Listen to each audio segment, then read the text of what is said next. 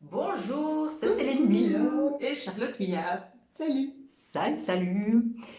On a envie aujourd'hui de vous parler un peu de ce qu'on fait toutes les deux Mhm.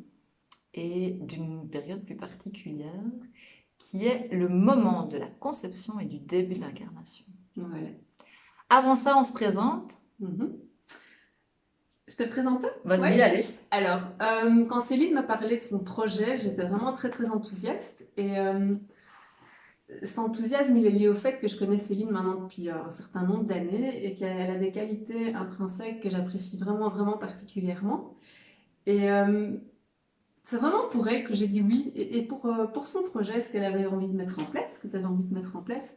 Et ce que j'apprécie chez Céline, c'est son cœur ouvert, son enthousiasme, sa générosité, vraiment son envie de partager avec amour et tendresse et joie euh, toute une série d'informations dans ce cadre-ci pour les femmes enceintes et puis les parents, les familles autour de la grossesse et du début de vie. Et c'est vraiment sa couleur d'âme, toute spécifique, qui fait «Oh les gars, j'ai des trucs à partager, c'est chouette, on y va». C'est vraiment pour ça que je me suis dit «Ouais, allez, j'ai vraiment envie de contribuer à ma manière à moi et de partager mes connaissances sur le sujet». Donc, merci Céline. Voilà. Et donc Charlotte, j'ai fait appel à elle parce que Charlotte, sa spécificité, c'est de parler avec le vivant et de vraiment aller de manière très pointue et très spécifique, Mhm. s'adresser à différentes parties du vivant. Et ce qu'elle met en place du coup dans sa pratique professionnelle, c'est génial et ça aide plein de gens et j'aime la qualité avec laquelle elle le fait. Voilà. Mm. Cool. Alors, aujourd'hui, on vous parle du début de l'incarnation. Mhm. Alors, pourquoi on fait cette vidéo? En fait, c'est parce que dans le cadre de l'accompagnement que je vais proposer en ligne, donc une grossesse en conscience et un postpartum zen, euh, Charlotte et moi, on va proposer aux parents d'entrer en contact avec leur bébé et éventuellement de recevoir des messages. Et puis pour ceux qui veulent aller plus loin, ils peuvent faire des formations avec Charlotte. Elle propose de belles formations, et notamment pour les professionnels de la périnatalité. Et aujourd'hui, on a envie de vous parler du tout début de l'incarnation. Mhm. Donc de ce moment de la conception, du tout début de vie, des enfants qui poursuivent la grossesse, Mhm. et puis de ceux pour lesquels ça s'arrête ou ils s'arrêtent. Mhm. C'est ça. Donc, on a pris le temps de papoter un petit peu ensemble avant de lancer les vidéos. On a remarqué que dans nos pratiques professionnelles, c'est vraiment quelque chose qui est récurrent d'accompagner les familles, les femmes qui ont perdu un petit bébé ou les femmes qui ont perdu un bébé puis qui sont à nouveau enceintes et qui ont à cœur de vraiment vivre leur grossesse de la manière la plus détendue possible, étant donné la perte de l'aîné. Et on s'est dit que c'était quelque chose qui était pas très très fréquent et qu'on avait à cœur de simplement diffuser cette information-là d'une manière la plus large possible pour dire aux mamans que ça peut être ok vraiment d'avoir perdu un enfant, que ce soit par un avortement, par une interruption médicale de grossesse, par une perte, par une fausse couche naturelle, physiologique. C'est douloureux, vraiment, ça peut être vécu vraiment comme douloureux, ça peut être vécu vraiment aussi comme quelque chose de naturel, de doux et de beau. Et on avait envie de partager cette information-là. Ouais. Ça va? Ouais, Je c'est fais ça. résumé. C'est ça. Ouais, c'est ça. Voilà. Oui, et aussi pour les mamans dont l'enfant meurt de manière prématurée et C'est ça. puis qui décident de replonger dans ce processus de la grossesse, de l'accouchement, vous pouvez vraiment aller en contact en fait avec le plus profond de vous-même, d'entrer en contact avec les différentes sphères, un peu, on est fait comme des oignons, hein. On a différentes couches et vous pouvez entrer en contact avec ces différentes sphères pour revenir vraiment au centre de vous-même et de voir, tiens, qu'est-ce que cette expérience, elle m'apprend sur moi, qu'est-ce que ça m'apprend dans ce chemin de femme, dans ce chemin de couple, dans ce chemin de famille, c'est quoi cette expérience-là? Donc c'est vraiment comme une possibilité pour chacun d'apprendre à se connaître un petit peu plus, parce que chacun va réagir d'une manière différente en fonction de qui on est, et bien souvent en fonction du début de grossesse qu'on a eu nous-mêmes en tant que petit fœtus qui nous incarnons. On en parlait aussi tout à l'heure. Vraiment la manière dont on vit notre incarnation conditionne pas mal notre personnalité, qui on est, et la manière dont on va accueillir nous-mêmes, du coup, la vie en nous, quand on est une femme, et puis la vie chez notre compagne, quand on est un futur papa. Et je sais plus pourquoi je t'ai raconté tout ça. Oui, que ça peut vraiment nous permettre de... C'est comme une porte pour nous permettre de nous reconnecter à qui on est au plus profond de nous-mêmes et de découvrir notre sensibilité, notre vulnérabilité, mais aussi notre force face à l'adversité. Et que ça peut être très beau, très doux. Voilà, d'une manière générale, de vivre une grossesse, et puis un début de vie, puis une fin de vie, puis c'est vraiment cyclique tout ça. Et surtout que ce ne sont que des expériences. Les gens qui ont l'habitude de travailler avec moi, ils savent bien ça. On en parle beaucoup, mais je pense que toi aussi tu dois parler pas mal de ça. C'est juste, dans notre chemin d'incarnation, on fait des expériences. On est d'une telle manière, on est conçu d'une telle manière, nos parents s'aiment pas, on est issu d'un viol, bref, il y a toutes sortes d'histoires en fait, et ça fait vraiment partie de ce qu'on vient expérimenter sur Terre. Il n'y a pas, d'erreur. C'est ça. Il n'y a pas d'erreur, non. C'est vraiment comme ce que je perçois moi beaucoup en communiquant avec les petits bébés.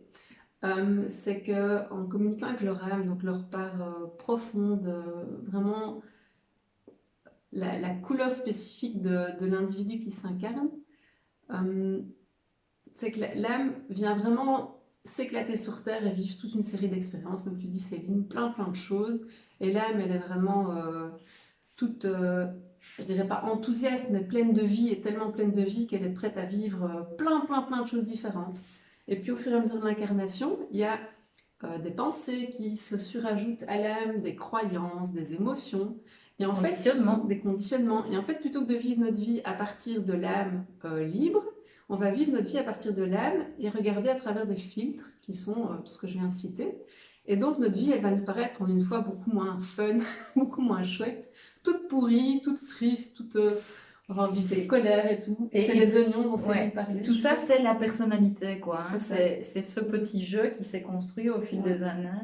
Et qui fait aussi que beaucoup de parents, ils le disent quand le petit est tout petit, il est juste là en train d'expérimenter, il ne se pose pas de questions, il y va et il est libre de tout ça. Et puis, il y a toutes ces couches qui se créent au fur et à mesure des expériences qu'on fait, mais qui sont comme nécessaires pour chacun, parce qu'il y a beaucoup de parents aussi qui disent même non, j'ai pas envie que mon enfant vive ça, c'est dommage qu'il doive vivre ça. Notamment, on parlait tout à l'heure ensemble des jumeaux perdus.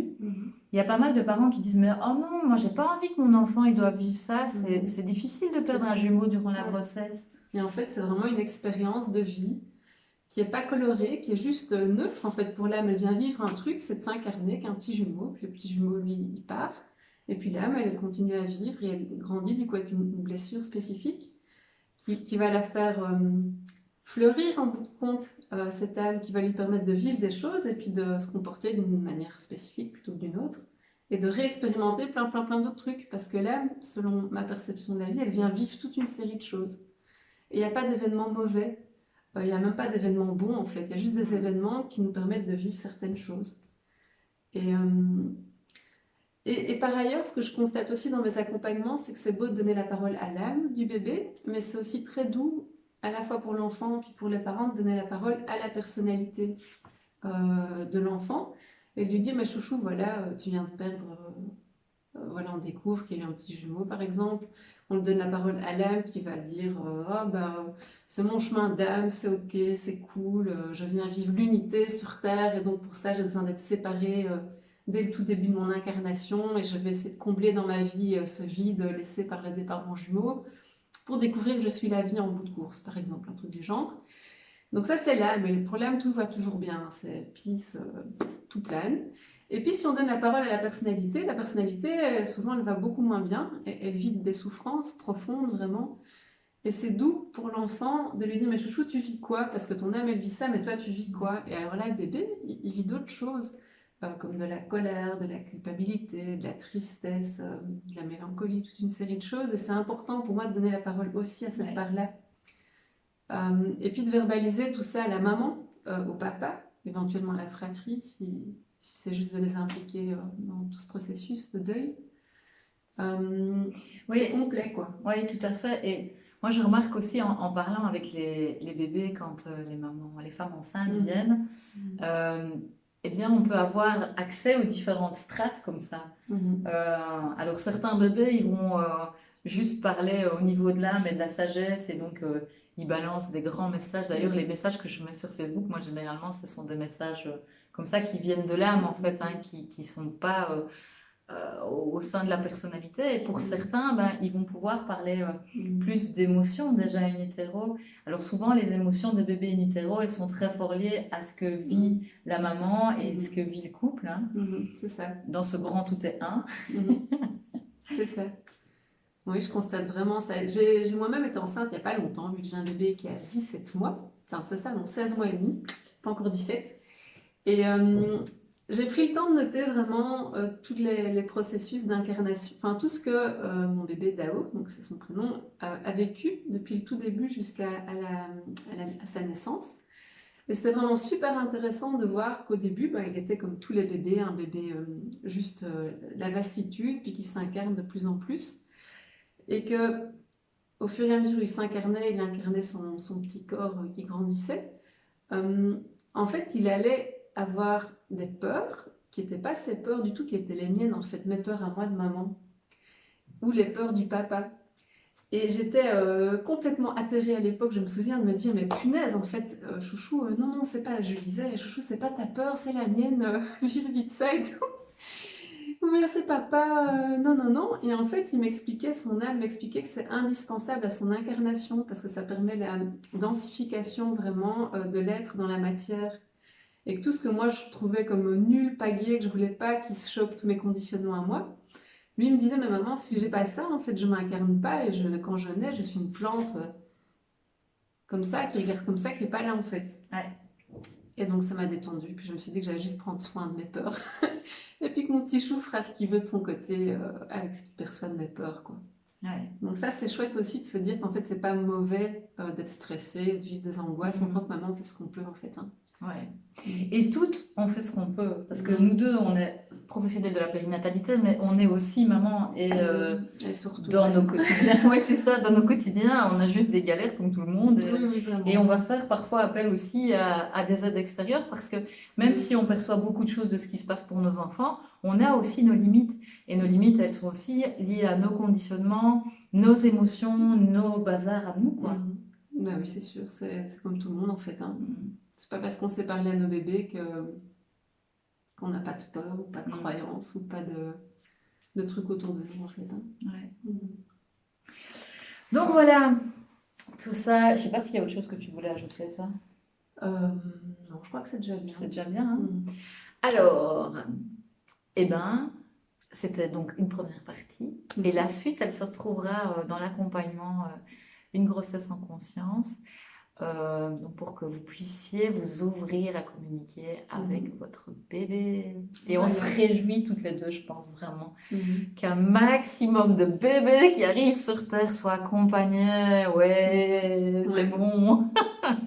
On est là pour ça toutes les deux. Ouais, c'est vrai.